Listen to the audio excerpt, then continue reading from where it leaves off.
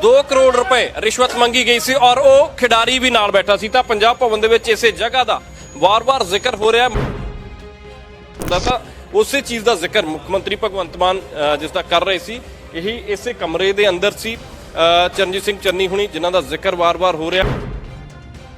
इस तस्वीर का जिक्र जिहड़ा वो मुख्यमंत्री भगवंत मान ने किया। चरणजीत सिंह चन्नी नाल खड़े नज़र आ रहे हैं और इस दे नाल ही अश्विनी सेखड़ी भी पिछे खड़े नज़र आ रहे हैं, ओपी सोनी भी खड़े नज़र आ रहे हैं, तो नाल ही बलबीर सिद्धू खड़े नज़र आ रहे।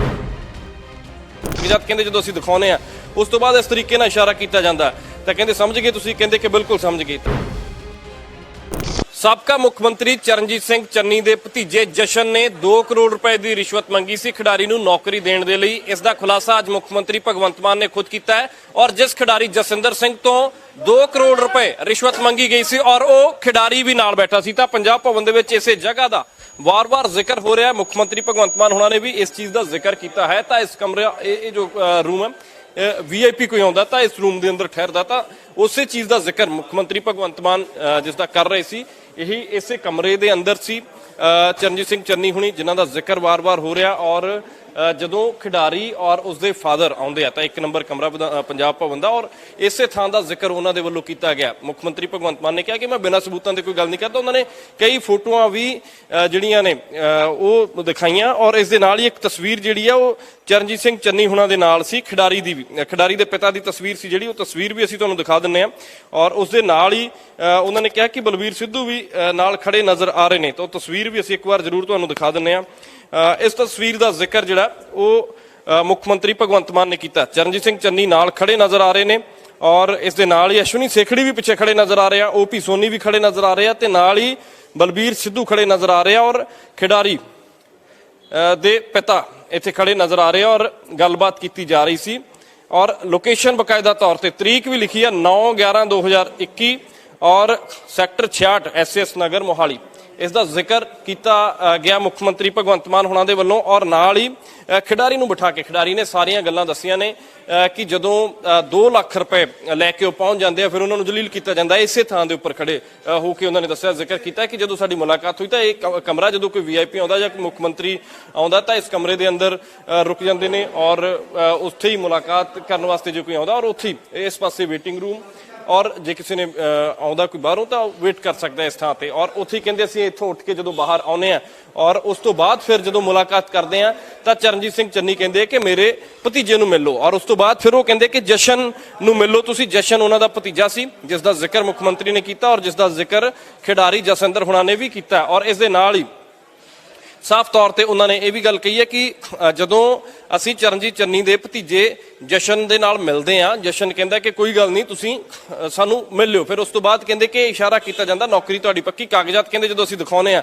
उस तो बाद इस तरीके नाल इशारा किया जाता तो कहते समझ गए तुसीं, कहते कि बिल्कुल समझ गए। तो वो कहते कि असीं हुणे ही कर लैंदे आ, हुणे जा आउने असीं तां घर जाना। यानी कि इन्हां खिडारी और उसके फादर कहते कि 2 लाख रुपए की गल होएगी और उस तो बाद फिर जिहड़ा जिक्र हुंदा वो कहते कि जदों कहा जाता है कि नहीं तुसीं परसों नूं आ जाओ, तुसीं आपदा प्रॉपर समा लो और परसों कैबिनेट होएगी उस समय असीं रखांगे। तो कहते चरणजीत सिंह चन्नी नूं भी इस चीज़ की जानकारी दे दी गई सी कि इन्हां दे नाल मुलाकात हो गई है, गलबात इन्हां दे नाल हो गई और उस तो बाद उन्होंने कहा सी कि अगली कैबिनेट मीटिंग दे विच असीं इस जिहड़ा प्रस्ताव लैके आवांगे और खिडारी नूं नौकरी दे देंगे। तो पर जदों 2 दिन बाद खिडारी और उसके पिता पहुंचते ने रकम लैके तो 2 लाख रुपए लैके पहुंच जाते हैं और उस तो बाद फिर वो कहते कि जिहड़ा काम सी वो आपां गड्डी दे विच बैठ के कर लेने जिस तरीके दे नाल उन्होंने दस्सिया।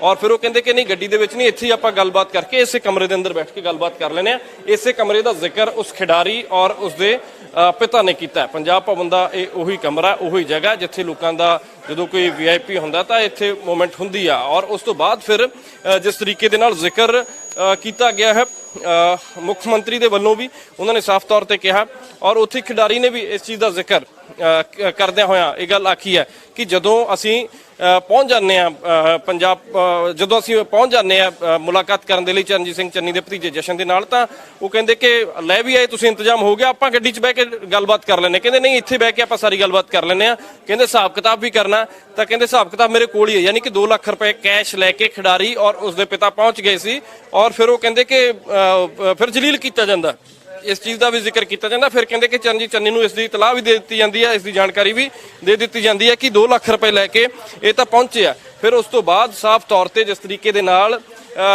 ਕਹਿੰਦੇ ਕਿ ਤੁਸੀਂ 2 ਲੱਖ ਨਹੀਂ 2 ਕਰੋੜ ਰੁਪਏ ਦੀ ਗੱਲ ਸੀ, ਇਸ ਤਰ੍ਹਾਂ ਦੀ ਗੱਲ ਕਹੀ ਜਾਂਦੀ ਹੈ। ਔਰ ਉਸ ਤੋਂ ਬਾਅਦ ਫਿਰ ਸਾਫ਼ ਤੌਰ ਤੇ ਚਰਨਜੀਤ ਸਿੰਘ ਚੰਨੀ ਵੀ ਕਹਿੰਦੇ ਕਿ ਜਲੀਲ ਕਰਦੇ ਆ। ਇਸ ਗੱਲ ਦਾ ਜ਼ਿਕਰ ਖਿਡਾਰੀ ਦੇ ਪਿਤਾ ਨੇ ਕੀਤਾ ਕਿ ਸਾਨੂੰ ਜਲੀਲ ਕੀਤਾ ਗਿਆ ਔਰ ਕਿਹਾ ਗਿਆ ਕਿ ਤੇਰਾ ਮੁੰਡਾ ਕਿਹੜਾ 올림픽ਸ ਖੇਡਿਆ ਜਿਹੜਾ ਉਹਨੂੰ ਮੈਂ ਨੌਕਰੀ ਦਿਵਾਈ ਨੇ। ਇਹ ਤਾਂ ਬਹੁਤ ਸਾਰੇ ਖਿਡਾਰੀ ਨੇ, ਤਾਂ ਇਸ ਚੀਜ਼ ਦਾ ਜ਼ਿਕਰ ਉਹਨਾਂ ਨੇ ਕੀਤਾ ਹੈ। ਵਾਰ-ਵਾਰ ਕੈਪਟਨ ਅਮਰਿੰਦਰ ਸਿੰਘ ਦਾ ਜ਼ਿਕਰ ਕੀਤਾ। ਕੈਪਟਨ ਅਮਰਿੰਦਰ ਸਿੰਘ ਬਦਲੇ ਜਾਂਦੇ, ਉਸ ਤੋਂ ਬਾਅਦ ਚਰਨਜੀਤ ਚੰਨੀ ਨੂੰ ਮਿਲਦਾ ਪਰਿਵਾਰ ਔਰ ਉਸ ਤੋਂ ਬਾਅਦ ਫਿਰ ਉਹਨਾਂ ਨੇ ਅੱਜ ਖੁਲਾਸਾ ਕੀਤਾ ਕਿ 2 ਕਰੋੜ ਰੁਪਏ ਦੀ ਰਿਸ਼ਵਤ ਮੰਗੀ ਗਈ ਸੀ।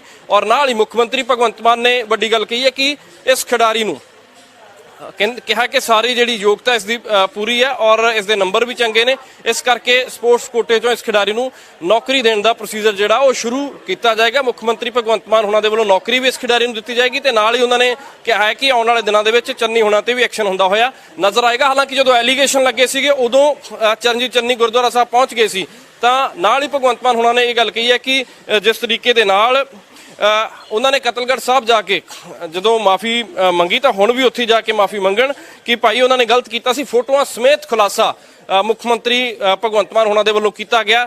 4 ਵਜੇ ਚਰਨਜੀਤ ਚੰਨੀ ਉਹਨਾਂ ਨੇ ਪ੍ਰੈਸ ਕਾਨਫਰੰਸ ਰੱਖੀ ਹੈ। ਦੇਖਣਾ ਹੋਏਗਾ ਕਿ ਚੰਨੀ ਹੁਣੀ ਇਸ ਦੇ ਉੱਪਰ ਆਪਣਾ ਕੀ ਪੱਖ ਰੱਖਦੇ ਆ। ਤਾਂ ਆਉਣ ਵਾਲੇ ਦਿਨਾਂ ਦੇ ਵਿੱਚ ਹੋ ਸਕਦਾ ਕਿ ਚਰਨਜੀਤ ਚੰਨੀ ਔਰ ਉਸਦੇ ਭਤੀਜੇ ਜਸ਼ਨ ਦੇ ਉੱਪਰ ਸ਼ਿਕੰਜਾ ਕੱਸਿਆ ਜਾ ਸਕਦਾ ਹੈ। ਕੈਮਰਾ ਪਰਸਨ ਵਿਕਰਮ ਦੇ ਨਾਲ ਵਿਕਰਮ ਸਿੰਘ, ਪ੍ਰੋ ਪੰਜਾਬ ਟੀਵੀ, ਪੰਜਾਬ ਭਵਨ, ਚੰਡੀਗੜ੍ਹ।